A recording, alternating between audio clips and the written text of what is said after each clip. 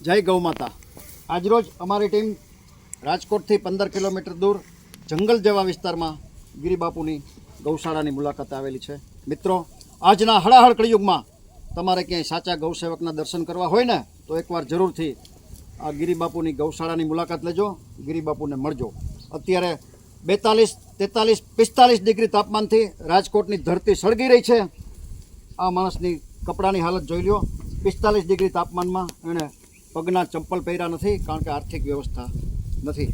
મિત્રો, આ બધી ગૌ માતાનું આ માણસ એકલે હાથે ભડવીર ગૌસેવકની માફક શ્રેષ્ઠ રીતે જતન કરી રહ્યા છે। 33 કરોડ દેવતાનો જેમાં વાસ છે। ગાયને રૂવાડે રૂવાડે એક એક ભગવાન, એક એક દેવતા બિરાજે છે। આપણી સંસ્કૃતિમાં ગાયને આપણે પૂજનીય ગણી છે। આ ગૌ માતાની હાલત જોઈ લો। 42-45 ડિગ્રી તાપમાનમાં તડકે શેકાય છે।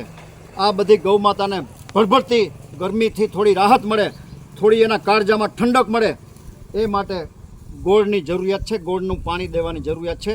એક ડબ્બાની કિંમત 1300 રૂપિયા, 1300 થાય છે। જે કોઈ ભામાશાને, જે કોઈ સમાજના શ્રેષ્ઠીઓને, ગૌપ્રેમી મિત્રોને આ તડકામાં ભઠ્ઠામાં શેકાતી ગૌ માતાની ટાઢક માટે, એના કાળજાને ઠંડક મળે એ માટે 1 ડબ્બા, 2 ડબ્બા, 5 ડબ્બા, 10 ડબ્બા ગોળનું અનુદાન કરવાની ભાવના હોય, પોતાની લક્ષ્મીનું શ્રીદાન ગૌ માતાના ચરણે ધરી ઈશ્વરના અને ગૌ માતાના અનન્ય આશીર્વાદ પ્રાપ્ત કરવાની ભાવના હોય તો અમારો સંપર્ક કરી શકો છો। Mobile number 9825077306।